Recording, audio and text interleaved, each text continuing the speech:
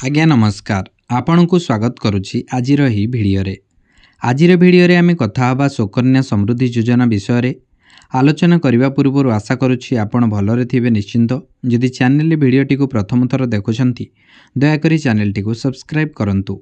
चलंतु आरंभ करिबा आजिर ही भिडियोटी।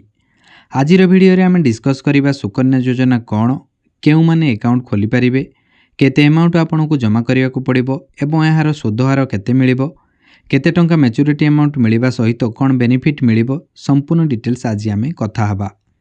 साधारणतः घरे झीलटीए जन्म हेले तार भविष्यत, तार पाठपढ़ा एवं बाहागर पई बापा माँ चिंतित थांती।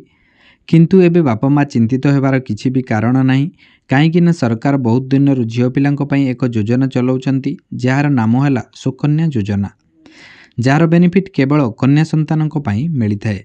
चलंतु जानिबा केउ माने अकाउंट खोली परिबे।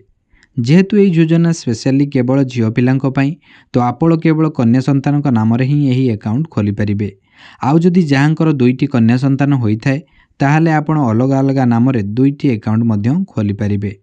जदि प्रथम कन्या संतान पर द्वितीय कन्या संतान जाँला झील जन्म हेले ताहाले मध्य तीनोटी संतानक नाम रे तीनोटी अकाउंट खोली परिबे। एथिरु जणा पड़िला जे आपण केवल दुईटी कन्या संतान नाम रे दुईटी अकाउंट खोली परिबे। तेबे अकाउंट खोलिबा पई झीवर बयस जन्म हेबा परठारु 10 वर्ष मध्यरे आपण केबे भी अकाउंट खोली परिबे। बयस 10 वर्ष पूर्ण होला परे चाहिले मध्य आउ अकाउंट खोली परिबे नाही। सबुठारु बेस्ट कथा कि आपण जन्म परे परे अकाउंट खोलिले आपण को ठीक समय रे भलो बेनिफिट मिलिबो, काहेकि ना झीवर बयस 21 वर्ष हेले ही आपण को यार बेनिफिट मिलिबो। जदि झीवर बयस 18 वर्ष परे आपण चाहिले तांको अकाउंट हैंडओवर कर दे परिबे, नचेत जदि आपण चाहती अकाउंट निजे मध्य निज मालिकाना रे रखी अकाउंट टी ऑपरेट करि परिबे। एबे चलंतु कथा हबा डिपॉजिट लिमिट विषय रे। तेबे देखंतु एही योजना माध्यम रे आपण को सर्वनिम्न वार्षिक 250 टंका दे अकाउंट खोली परिबे एवं सर्वाधिक 1.5 लाख टंका पर्यंत आपण जमा करि परिबे। आपण जे कोनोसी बैंक किंबा पाख पोस्ट ऑफिस को जाई अकाउंट खोली परिबे एवं एही टंका जेउ आपण डिपॉजिट करिवे ताहा आपण को 15 वर्ष पर्यंत टंका दबा पई पड़िबो। आपण जेउ बयसरु आरंभ करंतु ना कहीं 15 वर्ष पर्यंत आपण टंका देबे एवं नेक्स्ट 15 रु 21 वर्ष पर्यंत अर्थात 6 वर्ष आपण को आउ टंका देबा को पड़िबनी। 15 वर्ष रे आपण जेतिकी टंका देइथिबे ताहा 15 रु 21 वर्ष पर्यंत आपण को कंपाउंड सुध हार रे सुध मिली चलुथबो एवं 21 वर्ष कंप्लीट होला परे ताहा मैच्योरिटी हेबो एवं आपण सबु टंका उठाई पारिबे। तेणु एथिरु जणा पड़िला जे आपण जेते शीघ्र अकाउंट खोलिबे सेते जल्दी आपण को बेनिफिट मिलिबो।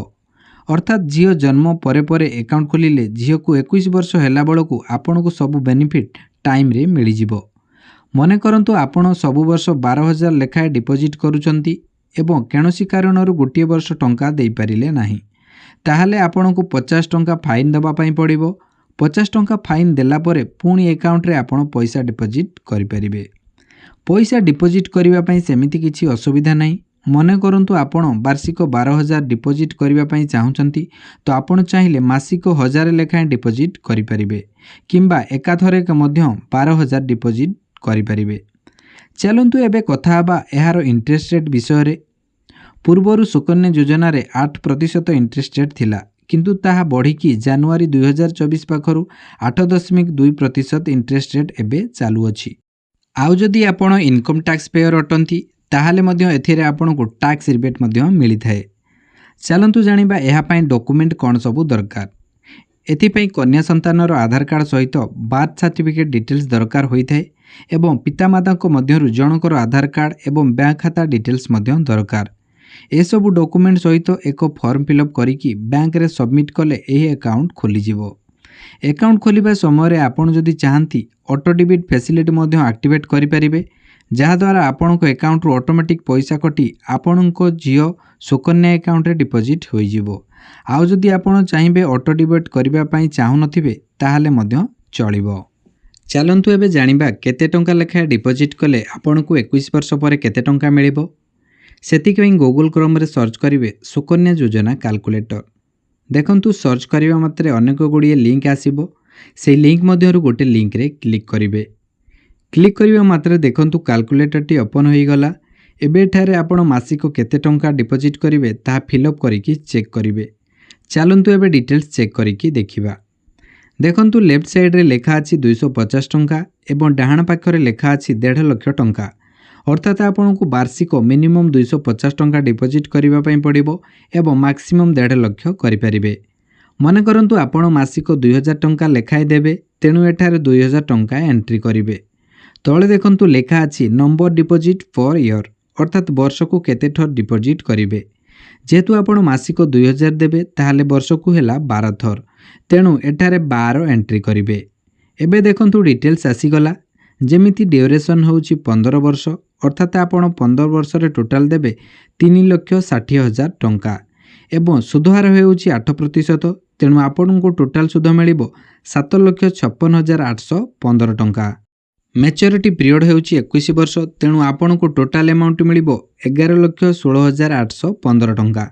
एथिरु मोटामोटी जना पड़िला जे 3,60,000 टंका देले आपणको सुध मिसिकी मिलिबो 11,16,815 टंका।